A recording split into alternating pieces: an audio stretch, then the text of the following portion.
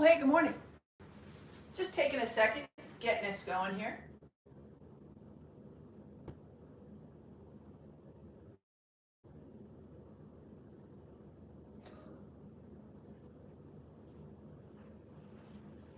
When I do come early, I always like to foam roll.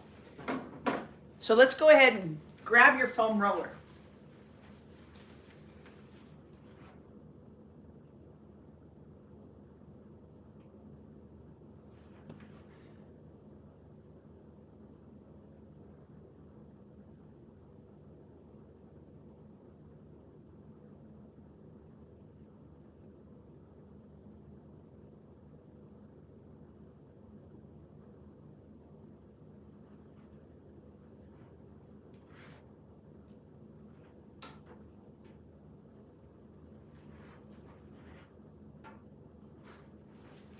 Okay, we're all set.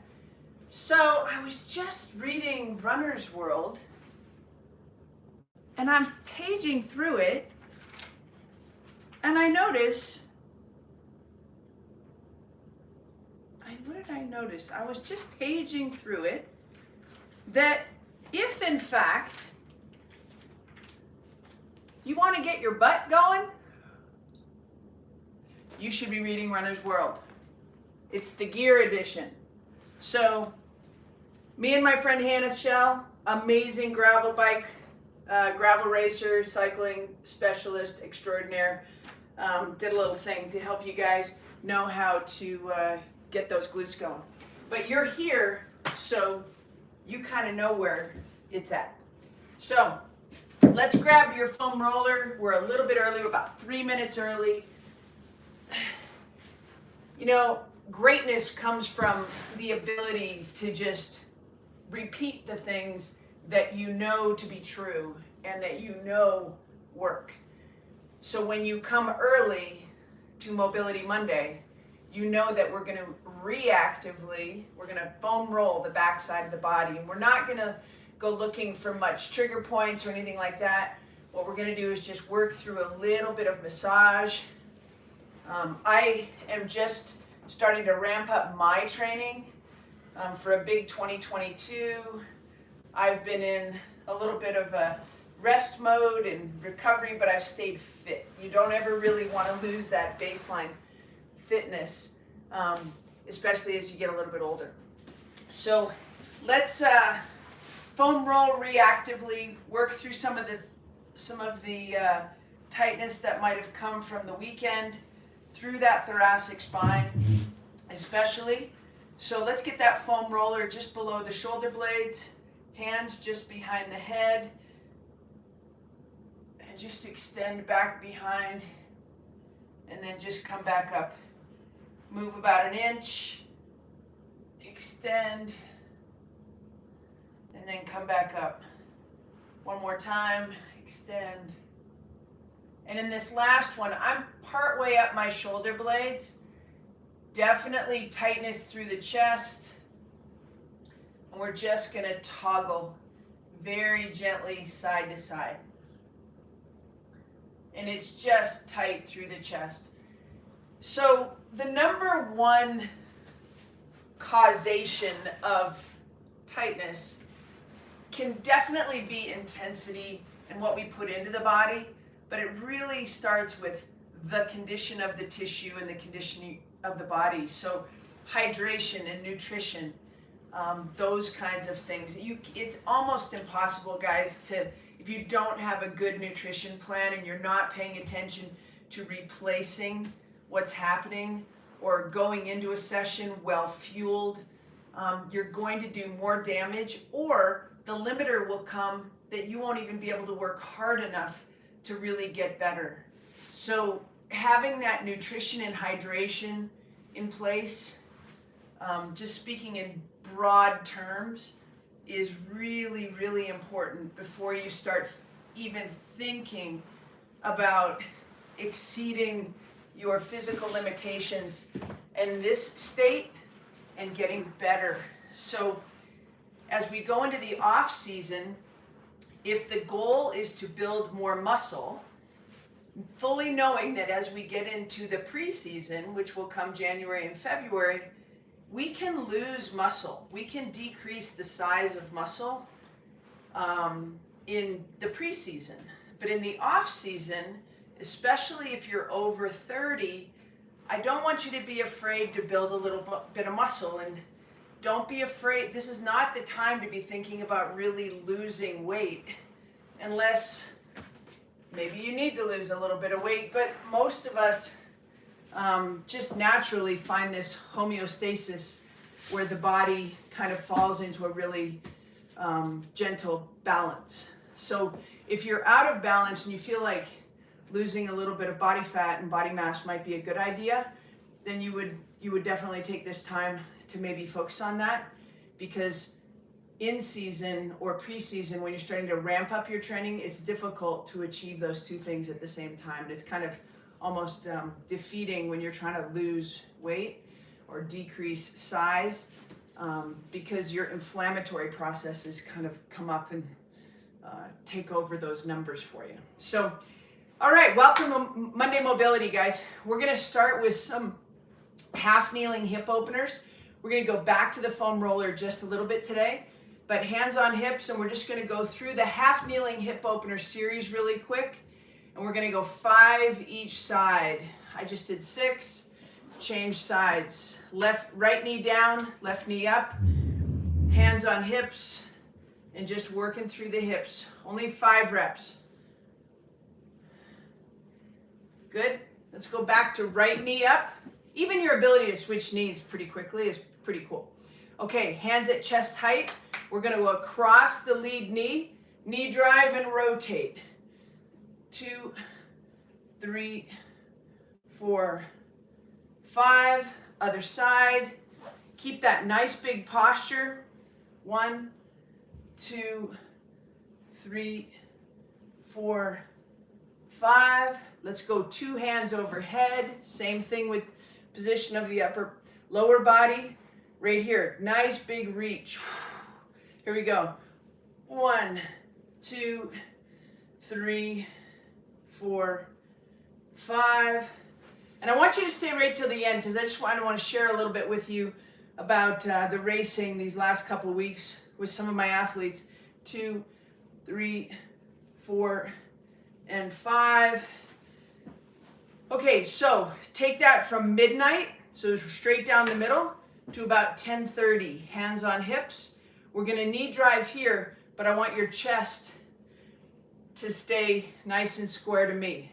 2, tightness through the inner thigh here. 3, 4, and 5. Be gentle, don't try and attack it, but pay attention to it. See, if you have tightness in your inner thigh, it's going to inhibit your lateral glute. 2, 3, 4, and 5. Let's go back to that position at 10:30. We're going to rotate away from the lead knee now. 2, 3, 4, and 5. Other side. Take that big breath. 1, 2, 3, 4. Good. And 5. All right. Everybody back to the foam roller. I've got my nice 3-footer today. So 3-foot foam roller is just good by me. Let's take that down around the back side of the legs. Left leg on top of right. We're not going to spend too much time here. But once again, knowing your body, knowing where the hot spots are, and that there are hot spots. It's a good thing. So I did some trail running this weekend. Not shocking that my calves they're a little bit spicy this morning. So just working through the bottom part of the calf muscle today, not getting into the belly of the muscle. Before I came on today, I definitely used my my new percussion gun. I'm using the Lyric, Lyric, brought to you from the folks at Add-A-Day. It's a beautiful massage gun. So the Lyric, I'll be doing an episode on massage guns here shortly. Sorry for the delay in that. I'm a little slow on things sometimes.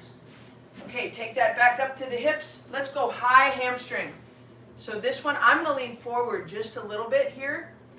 as you should, because what you're going to do is add a little bit more tension, and I want you right up on that attachment of the hamstring. And that is called, some people call it your sits bone, I can call it the ischial tuberosity. And it's just really high up in that pelvis. We're going to work that pelvic position today. So I want to foam roll the high hamstring just a little bit. And I can feel my little bit of discomfort in glute med as well. And so glute med is lateral. It kind of wraps from the top, the posterior aspect of your ilium up here, and it just kind of wraps around.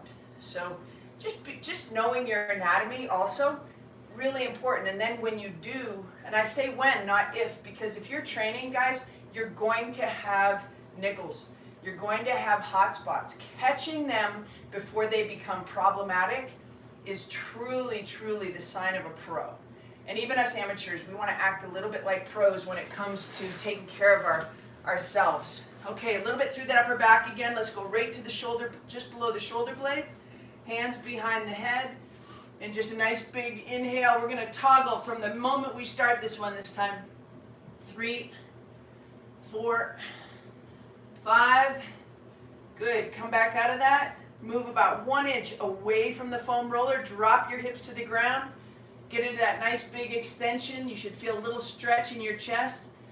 If you came early, this is the second time you're doing this, and it should feel a little bit better. And just recognize how it feels better, that it feels better. Good.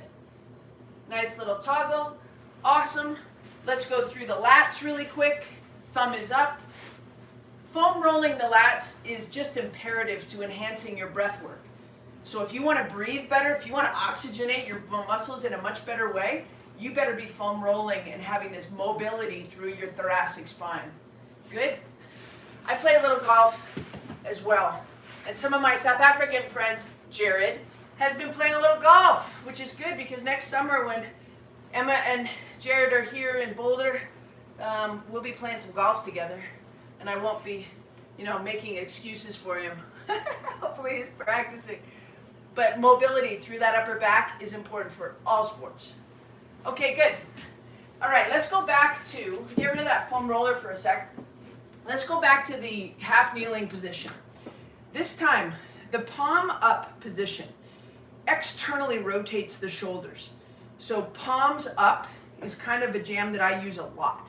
So right here, first move now, we're going to drop the hips to the back, come back up out of it. So we're going after high hamstring and hamstring, the group, 3 of them, on the right leg. So right knee is up, hands on hips, push your hips back, and then just come right back out of that. Get to that nice end range, but don't force it. Just get to the end range. 3, 4, one more, and 5. You also want to make sure this isn't happening. Ankle mobility. So your toes should be able to stay right on the ground. Okay? So we've got a nice extension here with the hip. Drop the hip to the back. Keep that lead set of toes onto the ground. Let's go in and out of that 5 times. 2, load that high hamstring. 3, 4, and 5. Okay, so these are our hands. We're going to use them as drivers. We're going to go palm up hand driver. So right knee up, left hip down, take a big breath, push the hips back, hand drive, left hand, rotate just a little bit and come back. So now we're starting to use this rotation through the upper back and how it engages with that lower body. So nice big reach. 1, palm up. 2, so don't just reach the left arm, let the right arm kind of start coming back. 3, 4, and 5. Toes stay on the ground. Good job. Ready? Nice big breath, palm up. Rotate the rear arm, elbow, rotate. 2, 3, 4, and through this hand driver, 5. We did this a little bit last week. We saw how the upper body, the shoulder blades, and the rib cage can pull us into a nice big stretch. So let's go into a 90-90 position. So you're going to be sitting on your left butt cheek. Your right butt cheek is off the ground. Your right hip is off the ground. Your left arm is on the ground. Spread the fingers nice and wide. You got a 90-degree bend in the right knee, 90-degree bend in the left knee. We're going to do a big reach. The hand driver is the right hand, and it's going to pull the right hip across and then come back. So we're pulling that right hip across, fingertips to the ground, 2, nice long reach through the lats. 3, 4, and 5. Okay, same thing other side. So now we've got the right hip is on the ground, left butt is off the ground, right knee 90 degrees, left knee 90 degrees, right hand on the ground. It's like Twister, only better. Like if you're playing a holiday game this year, you are so gonna win. Okay, right hand on the ground, spread those fingers nice and wide. The left hand is going to be responsible to pull the right hip across and then just come right back. 2, 3, 4, and pull it across, and 5. Okay, good. Let's get it up into a standing position. We're going to start with a little bit of foundation training today. So I know that we've worked our way off the floor from the foam roller into some nice, a little bit less loaded. Now we're fully loaded against gravity in our standing position. So let's take a split stance. Let me get my sticky mat here for a second. Turn that at you so you can see my foot position. Super excited to be making some ECFIT gear for the holidays and whatnot. So you can see my right foot, the outside of my foot is square. That means I'm going to be a little bit into internal rotation. Same thing with that left foot. So we've got a split stance. Remember, this hips open is a weak position. Hips in, into internal rotation, strong position. Okay, from right here, pinkies on your hip bones, thumbs on your bottom rib. Tuck the other 3 fingers under. Take a big breath. Expand your rib cage.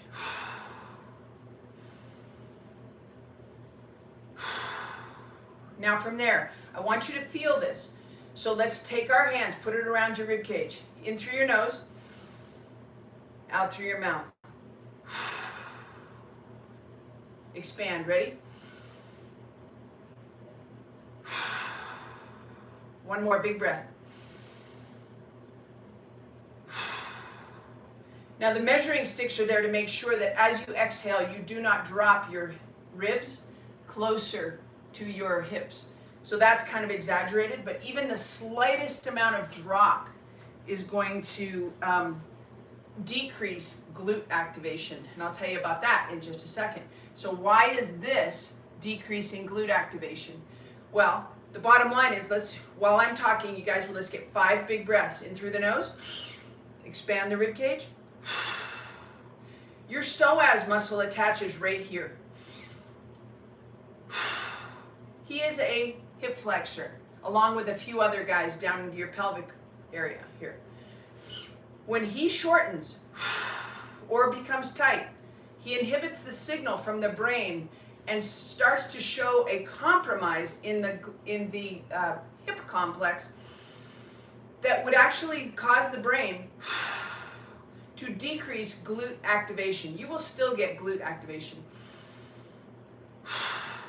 but it'll be less than it would have been if you were standing tall and you had balanced space. So you don't want to go here into the back seat You want to stay nice and tall and long. So this is true core strength. Length between your rib cage and your hips. Okay, so let's go split stance right here. Nice big breath. We create space between the ribs and the hips. Load up that lead leg by just shifting your upper body forward just a little bit. So you got 70% of your weight on your lead leg. From right there, we're just going to bring the hands to that nice sphere of tension. Drop your elbows, drop your shoulders away from your ears. Hold that position. You should feel tension in your lead leg. You should feel activation in your lead leg glute, specifically lateral glute. Stay right where you are here. Breathe into it. 2 more.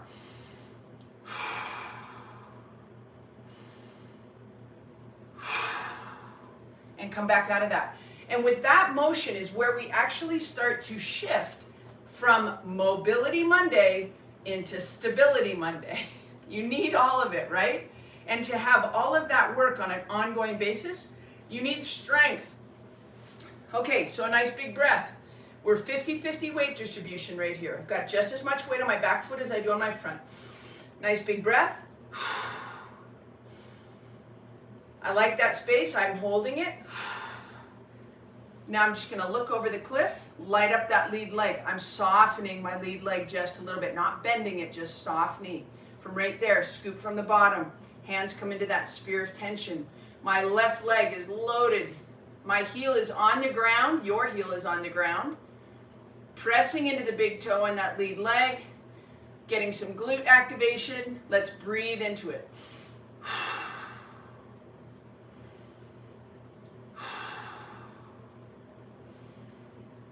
Open these clavicles, keep them open. Don't close your chest down. 2 more. And come right back out of that. So that's called the woodpecker position. Now we're going to work a very gentle rotation, just like we did on the ground when we reached across. We're going to use a hand driver. Right leg is in front, left hip is back. That means left hip is dropped. We're going to take left arm, drive it across, right arm elbow high, left hip, aiming mid-thigh to the right, and then come right back out of that. So we're pillar strong on the right leg, using the left arm as a driver to pull the left hip across and come back, rotating through the thoracic spine. You know you're rotating through the thoracic spine if you're looking right at me. 3, drop into that, anchor in on your lead leg. 4, pretty advanced stuff for some folks that are new. Just know that this is really optimizing hip function on the right leg specifically, but we're also getting good signaling from the back leg. Okay, let's take the other side. Left leg in front of right, right hip drops just because we're into this position. Take that nice big breath. Shift the weight forward so we load up that lead leg. Right hip is going to come across, and we're going to add that right arm hand driver. Come right back. We don't want to lock this arm down. Let it move. 2, and come back. 3, keep your clavicles open, keep everything open through your chest. 4, anchor in on your left side, hold that, and shake that out. Okay, I'm going to call that a woodpecker single arm reach. Shake that out. Let's go right back into that split stance. Lengthen the stance just a little bit more. We're going to stay 50-50 weight distribution on this one. Float your hands to the front so you're a little more upright. You're not loading so heavy on that lead leg.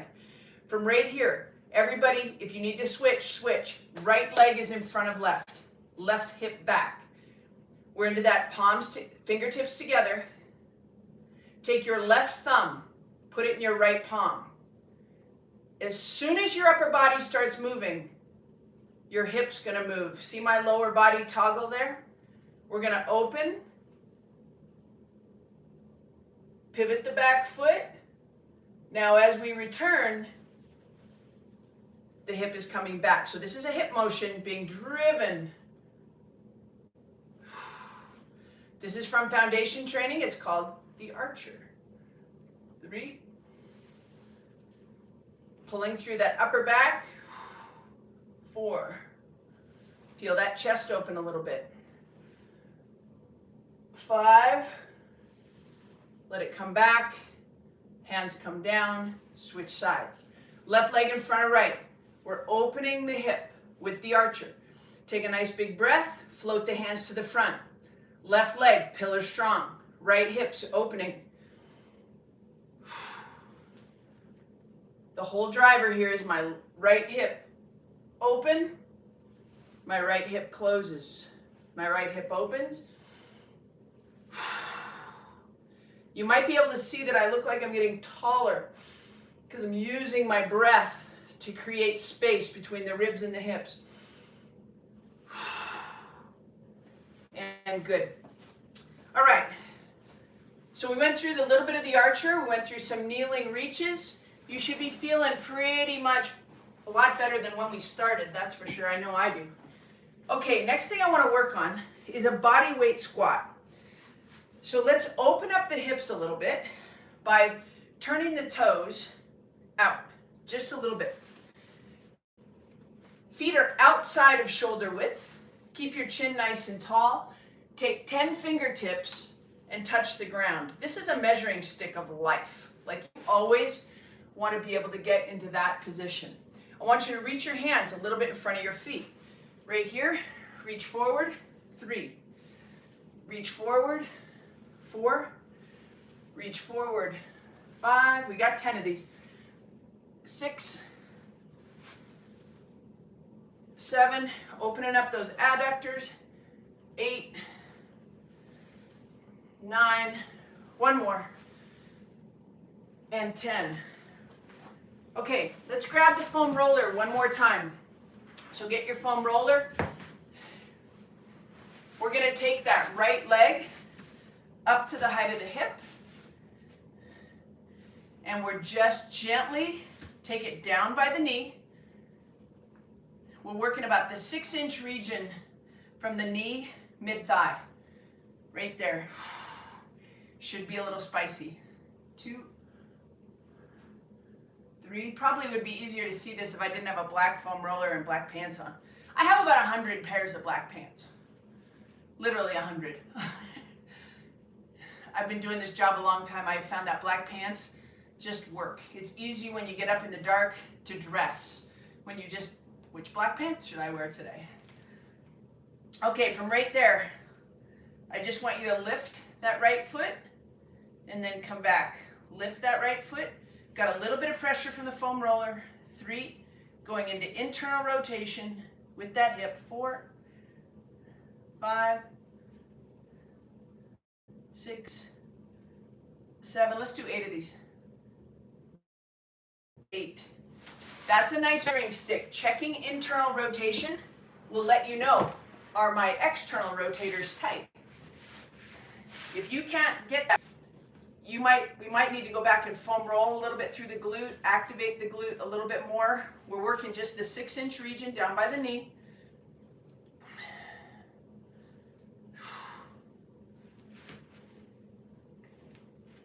Good. So when I want to release that sartorius a little bit into that VMO, and a little bit of that far end of the adductors. Okay, keep that knee up by the hip, and we're just going to rotate straight up. Check in on that internal rotation.